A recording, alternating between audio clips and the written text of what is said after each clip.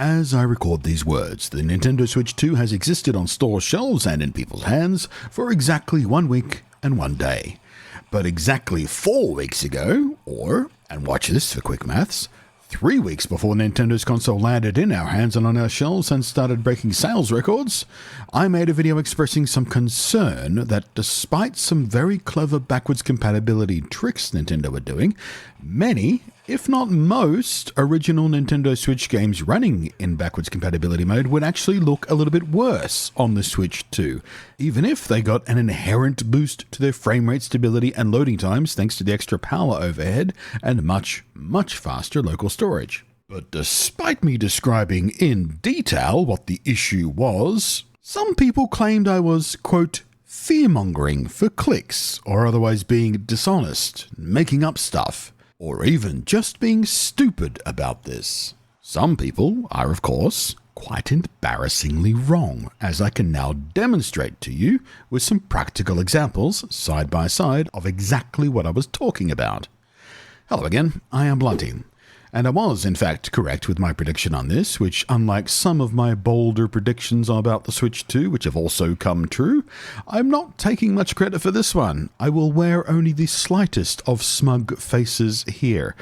Because frankly, it seemed pretty obvious to me if you sat down and thought about it for 30 seconds.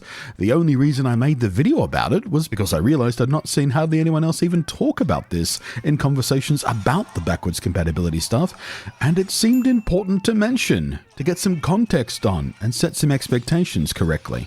Now, for those of you who missed that video, let's go over it again while we look at some side-by-side practical examples this time, something I wasn't able to do in the original video because, well, the Switch 2 wasn't out at that point.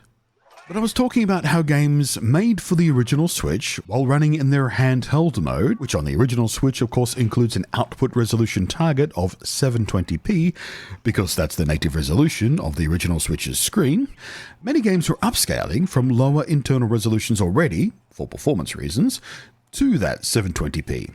But thanks to the screen size and resulting pixel density, they actually looked pretty sharp and clean on the original Switch, despite what in modern context we would consider quite a low resolution. Monster Hunter Rise and Sunbreak, which is what you're looking at here, is one of those examples. But the problem arises when we consider the Switch 2 has a 1080p screen.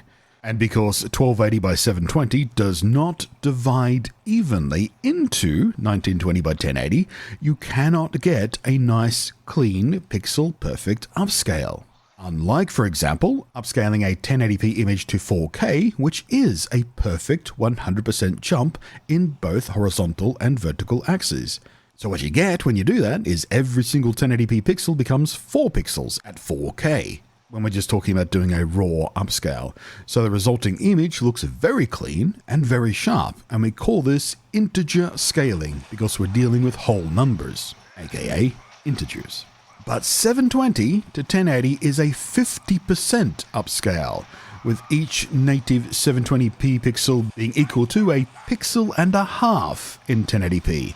And you can't do half pixels, that's not how any of this works. So you have to interpolate, which, and I'm hoping the comparisons on screen are starting to make this obvious to you, results in a blurrier result. The game itself will tend to look softer, which in some cases isn't always a bad thing, honestly, especially if the original game was running without any anti-aliasing of its own. From a certain point of view, this integer scaling can work sort of like a poor man's anti-aliasing. It can smooth out some otherwise raggedy sharp edges. Unfortunately, it does it across the entire image, not just the edges, but you know. But the effect and potential benefit of this can depend heavily on the game's specific presentation, of course. Mostly, you're just losing detail. Things look blurrier, less distinct, fine patterns get obliterated, high contrast detail gets mushy. Things that are supposed to be super crisp and clean, like the UI elements, key icons, and text that lets you know what's going on in the game, tend to suffer most. Now, as I mentioned before, a lot of games, for reasons of power conservation and performance targets on the original Switch, will render the game internally at lower resolutions than the target output, which in the case of Monster Hunter Rise and Sunbreak here, Capcom locked it at a near perfect stable 30 FPS, but to get there in handheld mode, on the original Switch, it rendered at 960 by 540 before being upscaled for 720p output to the screen. And that itself is an interpolated upscale. 33%, in fact. It's an imperfect scaling, but the UI elements were rendered at native 720p on top of that, so they remained very readable, very clean, even on screens as small as the 5-inch one in the Switch Lite. So, when the game is played on the Switch 2 in handheld mode, internally the game is running at 540p, then the game upscales to 720p, expecting that to be the screen resolution it's displayed at. Then it gets upscaled again by the Switch 2 itself to 1080p for the actual resolution of its screen. That is two separate imperfect upscaling passes for the game and one for the UI, which is how we get to what you're seeing here with the fine details in the monsters' textures, the environments, the armor, the weapons, all looking noticeably softer and mushier, and the UI elements looking fuzzy and losing a noticeable amount of fidelity. In other words, exactly and precisely what I predicted was going to happen.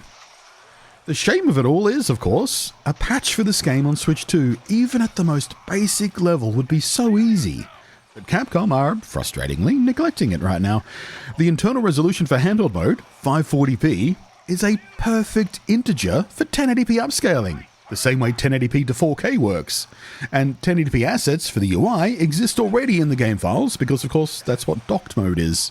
So even if they don't want to put in the work of a fancy, Switch 2 edition patch that pretties up the game all over and, changes the internal resolution, ups the frame rate cap to 60 FPS, or even upgrades the textures and whatnot to the higher fidelity ones they used on the ports they made for the other consoles and PC, a very simple Switch 2 patch to significantly improve the basic presentation of the game on Switch 2 would be so simple. You just change it from upscaling from 540 to 720, to 540 to 1080p instead. You get a perfect integer scaling. It would look so clean. You change that and you set it to use the 1080p UI assets and you're done. It would be so simple to fix. But hey, at least even without any kind of patch at all, load times are still faster. Speaking of, one of the other games I tested all of this with was The Outer Worlds, a game I absolutely adore, and one which is getting a fairly significant sequel this year that I'm very, very excited about. But its original Switch port was kind of terrible, and heartbreakingly so, frankly. And among its many shortcomings, the load times were atrocious. The Switch 2 at least helps with that, with its much faster storage. But it is one of the most aggressive examples of inherently improved load times on the Switch 2, if not the most dramatic example in the OG Switch's entire library, as you might be getting a sense for as you watch this in real time. It's still not what I'd call a fast load, honestly, but yeah, as you can see for yourself, as I stretch for time here, it's kind of ridiculous when you put it side by side. But this game, which uses a dynamic resolution scale on the original Switch internally, can dip as low as 384p in handheld mode. But the game is an example of an even more extreme case of issues that come with double upscaling, running internally at a dynamic resolution, then upscaling to 720p, then upscaling again to 1080p, and carrying a 720p native UI display to upscale imperfectly to 1080p is what I would call less than ideal. The game is very soft looking and even less pleasant to look at than it was on the original Switch. I really hope this game gets a bespoke Switch 2 edition patch ahead of the sequel for anyone who tries to play it here in anticipation of the sequel later this year and just sort of haven't heard that this port is best avoided and play it elsewhere. But it does at least dramatically drive home the point I was trying to make in that original video, and now I can show you side by side the visual difference of that problem. So, for those few who called me an idiot or accused me of making shit up for clicks, what now, huh?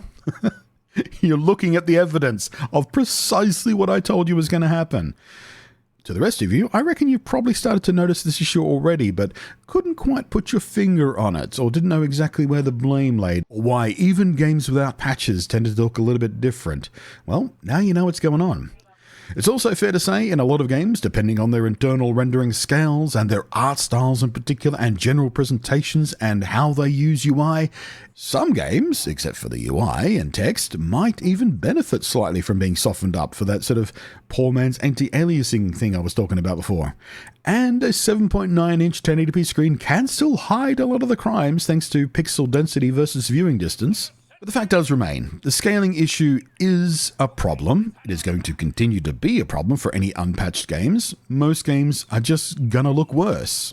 exactly as I predicted they would, for the exact reasons I said they would. And the solution, in the most basic form, can often be so very simple if the developer gives enough shits. But, it's all still time and money, and when you're talking about developers and publishers, that's a big issue, isn't it? The other option, or a workaround for this issue, of course, is just tricking the games into thinking they're running in docked mode to output their normal 1080p target. The Switch 2 should have enough power overhead to handle that, but there is another big issue with that too, and I covered that in the previous video. And without any practical examples of games actually doing this for the Switch 2, at least yet, there's not really any point in going over it again here when I'm showing you practical examples. So just watch the other video to catch up on what the big problem with pretend docked mode is.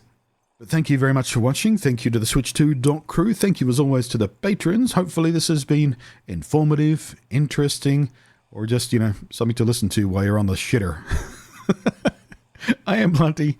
Thanks for watching, and I will catch you next time.